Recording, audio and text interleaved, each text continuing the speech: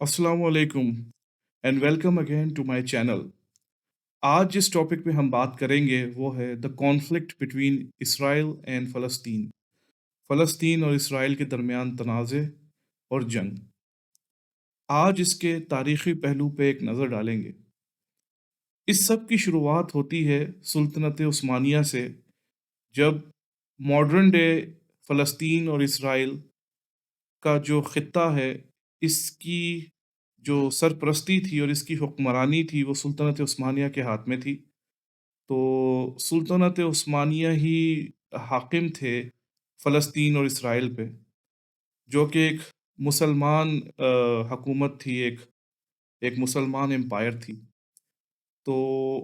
होता कुछ इस तरह से है कि after the events of first world war, पहली जंग अज़ीम के बाद सुल्तनत उस्मानिया वाज़ कंप्लीटली कोलैप्स्ड। सुल्तनत उस्मानिया जो है, यानी कि ऑटोमन एम्पायर जो है, वो कंप्लीटली मुकम्मल तौर पे तबाह हो जाती है, निस्तो नाबूद हो जाती है। एंड आफ्टर दीज इवेंट्स, और इन इवेंट्स के बाद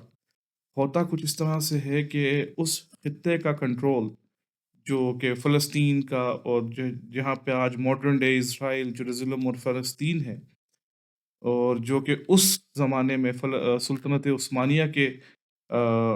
हाथ में जिसका कंट्रोल था, वो आ जाता है फ्रांस और ब्रिटेन के हाथ में। और जैसे ही ब्रिटेन के हाथ में कंट्रोल आता है, तो बहुत सी अक्सरियत में बहुत ही ज़्यादा तादाद में यहूदी माइग्रेट करते हैं from Britain to modern day फ़लस्तीन, या इसराइल कह लें, या उस वक़्त जो सुल्तनत उस्मानिया के कंट्रोल में जो रीजन था वहाँ पे। चूँकि उस वक़्त अरब मुसलमान ज़्यादा तादाद में थे, अक्सरियत में थे, यहूदियों के, मसीह के और दूसरे मज़हब के लोगों के, तो जो वो ख़ित्ता था वो ज़्यादातर अरब के मुसलमानों से जो था वो भरा हुआ था। लेकिन जोक दर जोक यहूदी जिस तरह से ब्रिटेन ने टेक ओवर किया और पूरा कंट्रोल किया उस खत्ते का, तो उन्होंने मुख्तसर इलाके जो हैं वो तैनात कर दिए यहूदियों के लिए। जिसके बाद एक कशीदगी जो है अरब के मुसलमानों के दरमियान और यहूदियों के दरमियान एक बर्पा हो गई, क्योंकि यहूदी जो है अक्सरियत में और काफ़ी तादाद में उस खत्ते में आना शुरू हो गए थे और काबिज़ हो गए थे। तो इसी दौरान जो है एक मूवमेंट भी, एक मुहिम जो है वो एक चलती है, जिसे ज़ायोनिस्ट मूवमेंट कहते हैं, जिसका क़याम होता है, जो कि इंतहा पसंद यहूदियों की एक मुहिम है।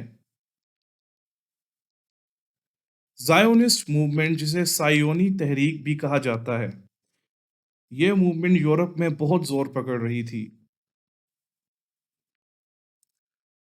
ज़ायोनिस्ट मूवमेंट यानी कि सायोनी तहरीक का ये कहना है कि यहूदियों की अपनी एक रियासत होनी चाहिए, एक सेल्फ स्टेट होनी चाहिए। क्योंकि जो जुडाइज़्म है, यानी कि यहूदियत है, ना कि सिर्फ़ ये एक मज़हब ही नहीं, बल्कि एक कौम है जिसकी अपनी एक स्टेट होनी चाहिए। ये जो है ज़ायोनिस्ट दावा करते हैं, और ये मोस्टली इंतहा पसंद यहूदी हैं। So the whole crux of this history is, इस पूरी तारीख़ का लुब-ए-लबाब ये है कि ये जो जंग है फ़लस्तीन और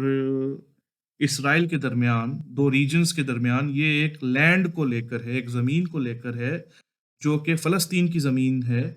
और बेसिकली जो सबसे पहले सुल्तनत उस्मानिया के रूल के अंडर थी, यानी कि उनकी हुक्मरानी के अंडर थी, और जहाँ पे मुसलमान अक्सरियत से थे।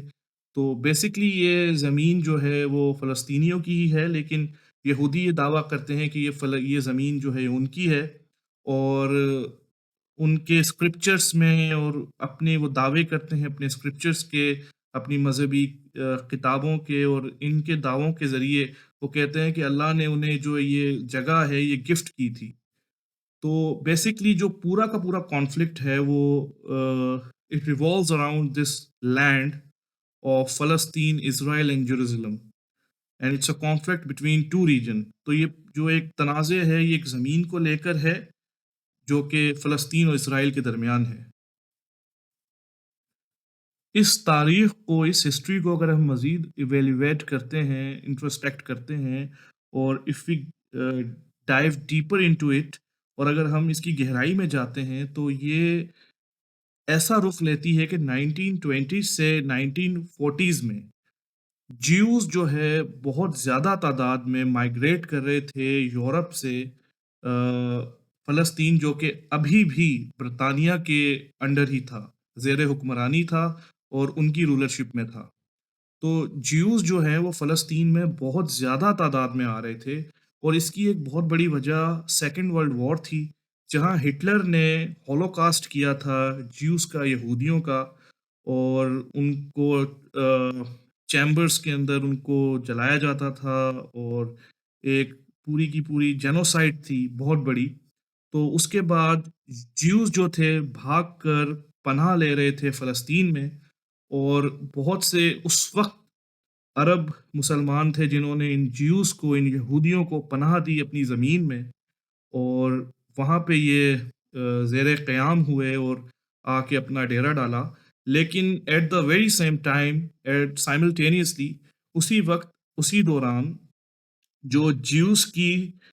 زائونسٹ تحریک جو ہے، جو جس کا میں نے ابھی ذکر بھی کیا ہے، جو زائونسٹ موومنٹ ہے، اس نے اپنے اپنے ملٹری گروپس بنانے شروع کر دیے۔ اس نے مسلح ایسے گروپس بنائے جن کو ملٹری ٹریننگ دی گئی، اور انہوں نے عرب مسلمانوں پہ تشدد کرنا شروع کر دیا۔ انہوں نے ان کی ہی جگہ ہتھیانے کی کوشش کی، ان پہ بہت تشدد کیا، اور ان کے خلاف جنگ سازی شروع کر دی، ان کے خلاف جنگ کرنا شروع کر دیا، ان کی زمینیں ہڑپنی شروع کر دی، ان پہ تشدد کرنا شروع کر دیا۔ تو ایک طرف سے تو یہ لوگ ہٹلر سے بھاگ کر، نجات پا کر یہاں پہ پناہ حاصل کر رہے تھے فلسطین میں، اور فلسطین کے مسلمانوں کا، عرب مسلمانوں کا شکریہ کرنے کے بجائے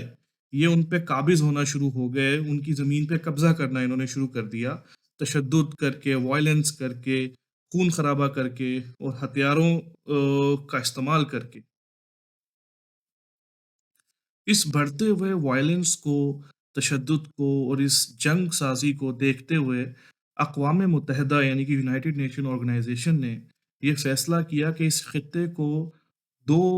ملکوں میں ڈیوائڈ کر دیا جائے، ایک ملک جو کہ اسرائیل، اور دوسرا ملک جو کہ فلسطین، اور بیت المقدس کو انٹرنیشنل سٹی کا اسٹیٹس دے دیا گیا، یعنی کہ جو جروزلم ہے اسے بین الاقوامی شہر کا ایک اسٹیٹس دے دیا گیا۔ اب اس فیصلے کی جہاں تک بات کریں، تو اس فیصلے میں United Nation Organization was bias towards Israel. یہ جو تھی اسرائیل کی طرف باعث تھی، یعنی کہ ان کی طرف جو تھی زیادہ مائل تھی، یہ ان کے حق میں زیادہ انہوں نے فیصلہ کیا، اور ان کے حق میں یہ بہتر فیصلہ کیا، کیونکہ بیسیکلی تو یہ زمین ان کی کبھی تھی ہی نہیں جس کو یہ کلیم کرتے ہیں۔ بیسیکلی تو یہ عرب مسلمانوں کی زمین تھی جس پہ یہ بعد میں آ کے قابض ہوئے، اور اپنے ملٹری گروپس بنائے، اپنی زائونسٹ موومنٹ بنائی، ان پہ تشدد کیا، ان کی زمینیں ہڑپیں، اور ان کے ساتھ ناجائز اور اس طرح کا سلوک کرنے کے بعد جو ہے اپنا ایک ملک جو ہے وہ اس کو ایک اپنا ملک کو قیام میں لے کے آئے۔ اچھا، یونائٹڈ نیشن آرگنائزیشن کے اس ڈیسیجن، یعنی کہ اقوام متحدہ کے اس فیصلے پہ آس پاس کے جو عرب ممالک تھے، انہوں نے اسے as a decision of colonialism کے طور پہ دیکھا، کہ جو برطانیہ جو ہے، برٹن ہے، اپنا کولونیلزم، امپیریلزم پھیلا رہا ہے، اور جو کہ عرب خطے ہیں وہاں پہ بھی اپنی دھوس جما رہا ہے، اکثریت بڑھا رہا ہے، اور ان پہ قابض ہونے کی کوشش کر رہا ہے، تو جس کا ایک شدید رد عمل آیا۔ اچھا، اس کا شدید رد عمل اس صورت میں آیا کہ جیسے ہی 14 مئی 1948، یعنی کہ 14 مئی 1948 کو جیسے ہی اسرائیل کا قیام ہوا، تو جارڈن نے، مصر نے، شام نے اور عراق نے اسرائیل پہ حملہ کر دیا۔ تو that was the first war between Arab countries and Israel. تو اس وقت کی وہ پہلی جنگ تھی جو کہ اسرائیل اور عرب ممالک کے درمیان چھڑی۔ اس جنگ کے نتیجے میں کچھ ایسا ہوا کہ تقریباً 7.5 لاکھ فلسطینی جو ہیں وہ بے دخل کر دیے گئے، ملک بدر ہو گئے، اور دوسرے ممالک میں انہوں نے پناہ لی۔ اور اس جنگ کا نام النقبہ یعنی کہ دا کیٹاسٹروفی بھی تھا. اس بیسکلی جو وار لڑی گئی، the first war between the Arab countries and Palestine. So it was النقبہ، اس کا نام تھا النقبہ، جس کو دا کیٹاسٹروفی بھی کہا گیا. تو اس جنگ کے بعد جو ہے اسرائیل جو ہے وہ زیادہ ڈومیننٹ ہو گیا، زیادہ غالب آ گیا فلسطین پہ، اور ان خطوں پہ بھی اس نے قبضہ کرنا شروع کر دیا جو کہ یونائٹڈ نیشن آرگنائزیشن نے جو خطے جو ان دونوں ممالک کے لیے طے کیے تھے، اسرائیل اس سے بھی بڑھ کر قبضہ کرنا شروع ہو گیا. فلسطین کا تقریباً سارا ہی اس نے حصہ جو ہے وہ لے لیا، سوائے ویسٹ بینک اور غزہ کے. غزہ اور ویسٹ بینک کے علاوہ آلموسٹ سارا کا سارا جو ہے فلسطین وہ اسرائیل نے اس پہ قبضہ کر لیا آفٹر دا وار آف النقبہ، جو کیٹاسٹروفی وار ہے اس کے بعد. جی تو جو غزہ اور ویسٹ بینک، اب غزہ جو تھا وہ ایجپٹ یعنی کہ مصر کے کنٹرول میں تھا، اور ویسٹ بینک جو ہے وہ جارڈن کے کنٹرول میں تھا. تو یہ شروعات ہوئی اس تنازع کی جو کہ صدیوں تک چلتا رہا، ایک صدی تو اس کو ہو گئی ہے، ایک سینچری تو ہو گئی ہے، اور یہ اس تنازع کی جڑ بنا جو کہ آج بھی فلسطین اور غزہ کا جو کانفلکٹ ہے، جو تنازع ہے. اس کے بعد کافی یہودی جو ہیں وہ عرب ممالک سے مائیگریٹ ہو کے چلے گئے اسرائیل، اور اسرائیل میں آ کے انہوں نے اپنا ڈیرا جمایا. اس کے بعد 1967 میں ایک اور وار لڑی گئی، ایک اور جنگ ہوئی بٹوین فلسطین اینڈ اسرائیل. اسرائیل اور فلسطین کے درمیان ایک اور جنگ ہوتی ہے 1967 میں، جس کے بعد اسرائیل کے پاس سیریا سے گولان ہائٹس، جارڈن سے ویسٹ بینک، جیروزلم اور ایجپٹ سے سینائی کا کنٹرول بھی آ گیا. اس کے بعد اسرائیل جو ہے وہ اور زیادہ ڈومیننٹ ہو گیا، اور زیادہ جو ہے غالب آ گیا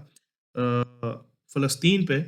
اور فلسطین پہ اوپر مکمل طور پہ قابض ہو گیا، اور بھرپور قسم کا تشدد جو ہے فلسطینیوں پہ کرتا رہا، اور جو کہ کرتا آ رہا تھا،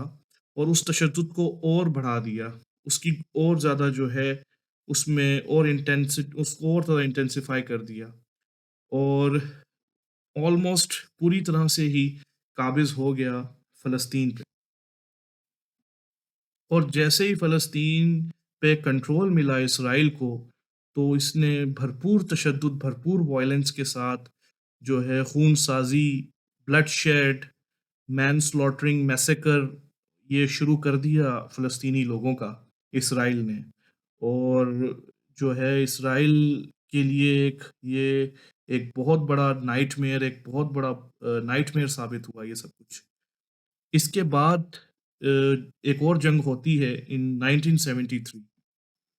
جی تو یہ 1973 میں جو جنگ لڑی گئی یہ تھی between Syria, Egypt and Israel. جب ایجپٹ اور سیریا نے یہ فیصلہ کیا کہ وہ کچھ خطے، کچھ جو اپنی لینڈ ہے، کچھ زمین جو ہے وہ اسرائیل سے چھڑوائیں گے، تو 1973 میں ایجپٹ اور سیریا نے مل کر یہ اسرائیل کے خلاف جو ہے جنگ لڑی 1973 میں. اس جنگ کو یوم کپور بھی کہا جاتا ہے. جی تو اس جنگ، یوم کپور جنگ جو 1973 میں ہوئی، اس کے کچھ سالوں بعد جو ہے ایک پیس قائم ہوا بٹوین فلسطین اینڈ اسرائیل. اسرائیل اور فلسطین کے درمیان ایک امن قائم ہوا، جس کے باعث جو سینائی تھا وہ واپس مصر کو لوٹا دیا گیا، اور جارڈن نے اسرائیل کو قبول کر لیا، تسلیم کر لیا. اور اس کے بعد ویسٹ بینک اور غزہ میں جو ریفیوجیز ہیں، اسرائیل ابھی بھی ان پہ انتہا پسند پابندیاں، ایکسٹریم اور آرتھوڈاکس قسم کی پابندیاں لگائے بیٹھا ہے کہ وہ اپنے آبائی گاؤں میں نہیں واپس جا سکتے، اپنے آبائی شہروں تک واپس ان کو رسائی نہیں ہے، کیونکہ اسرائیل کا یہ ماننا ہے کہ اگر فلسطین کے ان ریفیوجیز کو اگر وہ اپنے آبائی علاقوں میں واپس بھیجتا ہے تو اس طرح سے ان کی آبادی بڑھے گی، عرب کے مسلمانوں کی، اور اس طرح سے جو یہودی ریاست ہے اور زائونسٹ موومنٹ ہے، اور جو ایک اسرائیل کی یہودی ریاست ہے، اس کو خطرہ ہے، اس کے وجود کو خطرہ ہے۔ اسرائیل آج بھی ویسٹ بینک پہ قابض ہے، اور لیکن ان 2005 2005 میں اسرائیل نے غزہ سے جو اس کی باؤنڈری ہے، اس کی پٹی سے اپنی فوجیں جو ہیں وہ نکلوا لی تھی، due to the immense pressure of United Nation of Organization, کیونکہ اس میں اقوام متحدہ کا بہت دباؤ شامل تھا، لیکن آج بھی اقوام متحدہ اس خطے کو مقبوضہ مانتی ہے۔ اب جہاں تک جیروزلم یعنی کہ بیت المقدس کا تعلق ہے، تو اسرائیل آج بھی اسے اپنا کیپٹل یعنی کہ دارالحکومت مانتا ہے، اور آن دا ادر ہینڈ دوسری طرف جو فلسطین ہے، ایسٹ جیروزلم کو، ایسٹ بیت المقدس کو آنے والے فلسطین کی ریاست مانتی ہے۔ تو ان گزشتہ 50 سالوں میں اسرائیل نے تقریباً 6 لاکھ سے بھی زیادہ اپنے یہودی جو ہیں وہ وہاں پہ اسرائیلی سیٹلرز جنہیں کہا جاتا ہے، وہ اسٹیبلش کر لیے ہیں in the span of this 50 years. جو اسرائیلی سیٹلرز ہیں ان کی کل تعداد جو ہے وہ 6 لاکھ ہو چکی ہے۔ اب اسرائیل کی جو یہ جیوش ہیجمنی اور یہودی عزاداری اور زائونسٹ موومنٹ کی یہ بڑھتی ہوئی جو ہے یہ ایک تحریک، یہ اس قدر جو ہے غالب ہو گئی ہے کہ اب دنیا میں کہیں بھی کوئی یہودی پیدا ہوتا ہے تو اسے آٹومیٹکلی سٹیزن شپ یعنی کہ نیشنلٹی اسرائیل کی دے دی جاتی ہے، and on the other hand اسے انٹرنیشنل لا جو ہے وہ تسلیم نہیں کرتا، ریکگنائز نہیں کرتا، ایکسیپٹ نہیں کرتا۔ برٹش کاؤنسل کا بھی اس پہ سیم جو موقف ہے، اوپینین ہے، لیکن اس کے برعکس اسرائیل جو ہے اس چیز پہ کین ہے، اور یہ اس چیز پہ فرم ہے کہ کوئی بھی یہودی جہاں کہیں بھی پیدا ہو تو اسے آٹومیٹکلی سٹیزن شپ نیشنلٹی اسرائیل کی مل جاتی ہے۔ اس کے بعد کچھ ایسا ہوتا ہے کہ 2007 میں جو فلسطین کا اقتدار ہے وہ حماس سنبھال لیتا ہے، جو کہ فلسطینی اکثریت پسند گروپ ہے۔ تو یہ بیسکلی ریٹیلیشن کے پروسیس میں بنا ہے، ایک رسپانس کے تحت یہ گروپ جو ہے وہ قیام پذیر ہوا ہے، جس کا نام حماس ہے۔ اس نے 2007 سے لے کے اب تک لاکھوں ایئر اسٹرائکس جو ہیں وہ کی ہیں اسرائیل پہ، اور اسرائیل نے بھی اس کے جوابی حملے میں بہت دفعہ ایئر اسٹرائکس، ہوائی حملے، راکٹس اور میزائلز کے تھرو حملے جو ہیں کیے ہیں۔ اور حماس کا یہی ایک موقف ہے کہ جو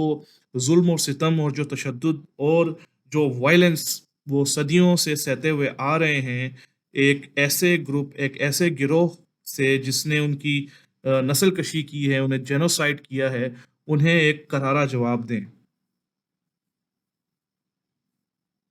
2007 سے اب تک یعنی کہ فرام 2007 ٹل ناؤ،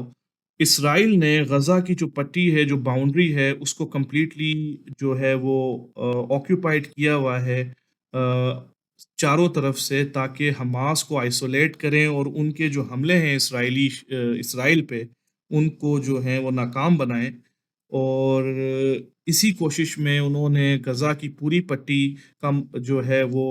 آکوپیشن کی ہوئی ہے۔ اب غزہ میں جو مقیم فلسطینی ہیں ان کا یہ کہنا ہے کہ اسرائیل کی جانب سے لگائی گئی پابندیاں اور زیادہ آبادی والے علاقوں پر بھاری فضائی حملے اجتماعی سزا کے مترادف ہیں۔ وہاں پہ ایک دن بھی گزارنا ایسا ہے جیسے جہنم میں ایک دن گزارنا ہو۔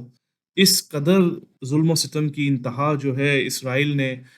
غزہ کو آئسولیٹ کر کے چاروں طرف سے کیا ہوا ہے۔ اس قسم کا تشدد، وائلنس اور انجسٹس جو ہے غزہ کی عوام